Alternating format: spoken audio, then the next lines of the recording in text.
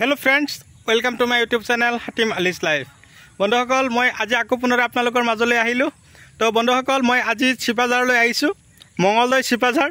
तो बंधुসকল दादा एजने মোক मातिছিল যে দাদাই মোৰ পৰা পটলৰ শিপাবিলাক ক্ৰয় কৰিছিল।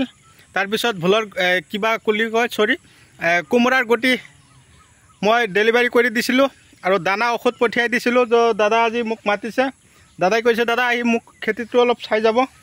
মই সেইকাৰণে দাদাৰ খেতি চাবৰ কাৰণে আৰু মোৰ লগতে আপোনালোককো মই দেখুৱাবৰ কাৰণে আহিছোঁ। ইফালে মাকৈ লগাইছিল, মাকৈৰ আগবিলাক মই এনেকৈ কাটি দিবলৈ দিছিলোঁ, তো ধুনীয়াকৈ কাটিছে। তো ইফালে চাওক পটলৰ গছ গৈ চাং পালেগৈ। মই দাদাৰ কাৰণে 300 শিপা পঠিয়াইছিলোঁ, ধুনীয়াকৈ চাং দিছে। তো বন্ধুসকল মই কৈছিলোঁ নহয় আমি চবে খেতি কৰিবলৈ শিকিম। তো দাদাই চাওক কি ধুনীয়াকৈ চাং দিছে। আমাৰ খাৰুপেটীয়াৰ কৃষক বন্ধুসকলৰ দৰে চাংবিলাক ধুনীয়াকৈ দিছে। ইফালে পটলৰ চাং দিছে আৰু সেইফালে মই ঘূৰাই দেখুৱাইছোঁ। অন কেমেৰাৰ মাজতে চাব পাৰিছে কোমোৰাৰ খেতি। মই আপোনালোকক কোমোৰাৰ খেতিও দেখুৱাম। তো দাদাই কৈছে যে 1 মাহ আগতে মই দানা আৰু ঔষধখিনি পঠিয়াইছিলোঁ, এতিয়া আকৌ মই দাদাৰ লগত লগ কৰিবলৈ আহিছোঁ। তো দাদাই ধুনীয়াকৈ পটলৰ শিপাখিনি লগাইছে। পটলৰ শিপা মতা আৰু মাইকী উভয়ে মই পঠিয়াই দিছিলোঁ। তো চাঙত উঠি পালেগৈ, 2 মাহ আগতে পঠিয়াইছিলোঁ। তো এতিয়া কথা হ'ল আপোনালোকে যদি পটলৰ শিপা আপোনালোকে এতিয়াও লগাই ঘৰত খাবৰ কাৰণে তথাপি লগাব পাৰিব। এবাৰ লগালে আপোনালোকে অলৰেডি 5 বছৰ আপোনালোকে আৰু লগাব নালাগে।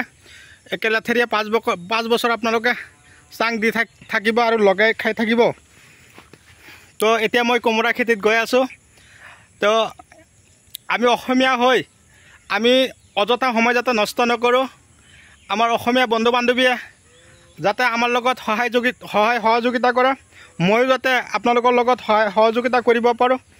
তো মই এটা কথা আপোনালোকক কওঁ, আপোনালোকে সময় পৰাপক্ষত নষ্ট নকৰিব। কমেও 2 পৰা 3 বিঘা মাটি আপোনালোকে খেতি কৰিবৰ কাৰণে প্ৰস্তুতি ল'ব। শিক্ষিত নিপুণা হৈ আমি কিয় এনেই ঘৰত বহি থাকিম। তো বৰষুণ হৈছে, পানী জমা হৈ আছে। তো পটলৰ লতি শিপা আপোনালোকৰ যদি লগা হৈছে মোক আপোনালোকে ততাতৈকৈ যোগাযোগ কৰক। মই ওখ মাটিত আছিলোঁ, ইফালে পটল লগাইছে। ইফালে মই আপোনালোকক দেখুৱাই দিলোঁ নহয়। এয়া চাওক মাকৈ খেতি, মাকৈখিনি একদম পূৰা আহি গৈছে। এতিয়া কাটি ঘৰত লৈ যাব। এতিয়া আহি পালোঁ কোমোৰা খেতিত। এয়া চাওক বাহ, কোমোৰা পকিছেও দেখোন, কোমোৰা পকিও গৈছে। তো দাদাক মই অশেষ ধন্যবাদ জ্ঞাপন কৰিছোঁ। এই চাওক কোমোৰা খেতি। তো কোমোৰা খেতি কৰিবৰ কাৰণে মাটি কেনেকুৱা হ'ব লাগে, কোমোৰা খেতিত কি দানা দিব লাগে, বৰ্ষাকালত কৰিব পৰা কোমোৰাৰ জাত নিৰ্বাচন কেনেকৈ কৰিব, কি সাৰ ঔষধ দানা আপোনালোকে খেতিত ইউজ কৰিব, আৰু কোনটো দানা কি কাম কৰিব, আৰু ঔষধ কোনবিলাক দিলে গছৰ পাত কেঁচুৰি বন্ধ হ'ব, আৰু গছৰ গ্ৰোথ হ'বৰ কাৰণে কোনবিলাক দানাই ভাল কাম কৰিব। আজিৰ এই ভিডিঅ'টোৰ মাজেদি আপোনালোকৰ লগত মই কথাখিনি শ্বেয়াৰ কৰিবলৈ গৈ আছোঁ। কথা হ'ল আপোনালোকে মোৰ ভিডিঅ'টো স্কিপ নকৰাকৈ আৰম্ভণিৰ পৰা শেষলৈকে নিশ্চয় চাব। তো কথা হ'ল বন্ধুসকল, কোমোৰা বৰ্তমান যিটো ছিজন চলি আছে বৰ্ষাকাল, এইটো সময়তে আপোনালোকে কোমোৰাৰ যদি আপোনালোকে বীজ লগাম বুলি ভাবিছে খেতিত, তেনেহ'লে ৰাধা আৰু শিৱা এই দুটাৰ বাদে আৰু বেলেগ কোমোৰা আপোনালোকে কৰিবৰ কাৰণে প্ৰস্তুতি নল'ব। ৰাধা আৰু শিৱা কোমোৰাৰ খেতি এবাৰ যদি আপোনালোকে কৰিব পাৰে, আপোনালোকে বাৰে বাৰে সেইটো খেতি কৰিবৰ কাৰণে প্ৰস্তুতি ল'ব। ইয়াত প্ৰডাকশ্যন বহুত হয়। তো কোমোৰা বুলি ক'লে আমি চব্জি প্ৰতিটো কোমোৰাতে এটা হিচাপ আহে। এটা কোমোৰা যদি আমি 30 টকা বজাৰলৈ বিকিব পাৰোঁ, ধৰক আমাৰ এই আধা বিঘা বা 3 কঠা মাটিৰ পৰা যদি আমি 300 কোমোৰাও বজাৰলৈ লৈ যাওঁ, 3 গুণ 9,000 টকা আমি এদিনতে লৈ আহিব পাৰিম। চাওক চব্জিৰ ভিতৰত টকা নাথাকিলে মই হিচাপটো যে আপোনালোকক কৰাই শুনাই দিলোঁ, আপোনালোকে নিশ্চয় মোৰ হিচাপটো বুজিব পাৰিছে। তো বন্ধুসকল এনেকুৱা ধৰণৰ কোমোৰা খেতি আপোনালোকেও কৰিব লাগিব। আমি যাতে এনেই অযথা সময় নষ্ট নকৰোঁ, তেনেকুৱাকৈ আপোনালোকেও অলপ যিখিনি সময় আপোনালোকে বহি থাকে নহয়, আপোনালোকে অন্ততঃ মোৰ লগত যোগাযোগ কৰক। মোৰ পৰা আপোনালোকে যিমান পাৰে, মই যিখিনি জানো আপোনালোকৰ লগত মই সহায় সহযোগিতা আগবঢ়াম। আপোনালোকে যেতিয়াই মোক ফোন মাৰিব মই তেতিয়া আপোনালোকৰ ফোন ৰিচিভ কৰিম, কোনো কথা নাই। আপোনালোকৰ কাৰণে মই 24 ঘণ্টাই ফ্ৰী আছোঁ। আপোনালোকে কেৱল মোক যোগাযোগ কৰিব। মোৰ এটাই কথা হ'ল আমি চবে মিলি খেতি কৰিম। আমি খেতি কৰি চব্জি আমি নিজে উৎপাদন কৰি খাম।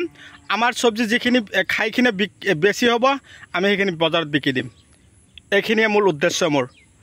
তো মোৰ ভিডিঅ' কোন ঠাইৰ পৰা চাই আছে আপোনালোকে কমেণ্ট কৰি জনাবচোন মোৰ ভিডিঅ' চাই কেনে লাগিছে লাইক এটা দি দিব যিমান পাৰে মোৰ ভিডিঅ'টো শ্বেয়াৰ কৰিব তো কথা হ'ল কোমোৰা গছৰ শিপাবিলাকত যদি পানী জমা হৈ থাকে তেনেহ'লে ৰটেক্স দানাটো মাৰি দিব পানী জমা হৈ থাকিলে গছৰ শিপাবিলাকত পানী হয় গছৰ শিপাবিলাক ফুলি তাৰমানে একা বেকা হৈ থাকে আৰু তাৰ গছৰ এই শিপাবিলাক যেতিয়া নষ্ট হৈ যায় নহয় গছৰ আগবিলাক গ্ৰোথ কমি যায় আৰু কোমোৰাও ধৰা বন্ধ হৈ যাব তেতিয়া কেৱল কোমোৰা বুলি কোৱা নাই জিকা ভুল এটো যে জলকীয়া একে বস্তু কেৱল কথা হ'ল কি আমি খেতি কৰিব পৰা হ'ব লাগিব আমি ধৰক এটা কথাই কৈছোঁ খেতি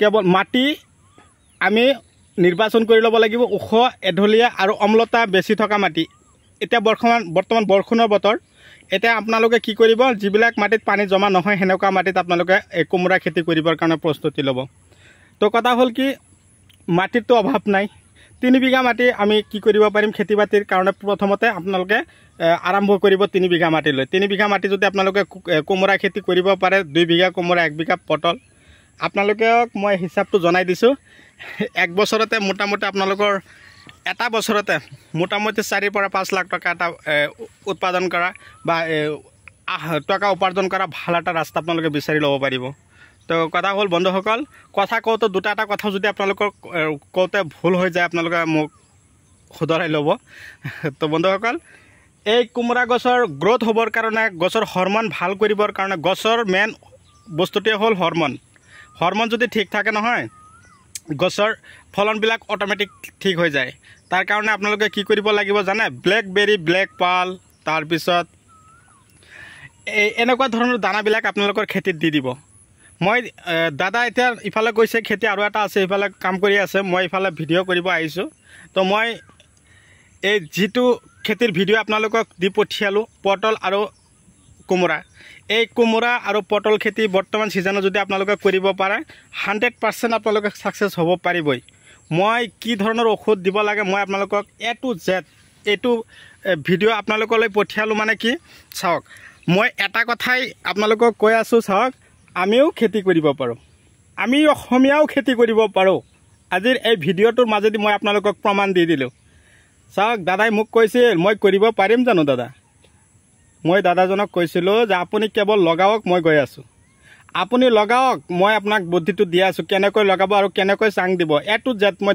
দাদাক কৈছিলোঁ চাং দিয়াটো আপোনালোকে নিশ্চয় গম পায় কেনেকৈ দিব লাগে কেনেকৈ গছ হেণ্ডালিত উঠাব লাগে এইটো ভিডিঅ'ত আপোনালোকক মই কেৱল আহিছোঁ দাদাৰ খেতিটো দেখুৱাবৰ কাৰণে আৰু গছৰ পাতবিলাক যাতে কেঁচুৰি নামাৰে দাহাত দিব ডাষ্টাৰ দিব তাৰপিছত চিমোডিছ দিব পাত আগবিলাক কেঁচুৰি মাৰি দিলে চিমোডিছ আৰু দানাবিলাক দিব আৰু মাজে মাজে DAP ইউৰিয়া অলপ খটাব চাব আপোনালোকৰ গছো এনেকুৱাই হ'ব এনেকুৱা ধৰণৰ ফলন লাগিব মই আশা কৰোঁ আপোনালোকৰ খেতি আৰু বেছি ভাল হ'ব আপোনালোকে আৰু দাদাতকৈ মই আশা কৰোঁ আৰু বেছি এক্টিভ মানুহ কথা হ'ল খেতিত লাগি থাকিব লাগিব লাগি থাকিলে মাগিও নাখায় এটা কথা আছে নহয় তো দেৰি নকৰোঁ যিখিনি কথা কৈছোঁ আপোনালোকে শুধৰাই লৈ মোৰ কথাখিনি ফ'ল' কৰি আপোনালোকে যদি খেতি কৰিবলৈ ইচ্ছা আছে নহয় আজিয়ে লাগি যাওক পঢ়ি নাথাকিব দাদা বাইদেউসকল আপোনালোকে লাগি যাওকচোন মই এ টু জেড আজি কৈ দিলোঁ আপোনালোকৰ লগত মই সহায় সহযোগিতা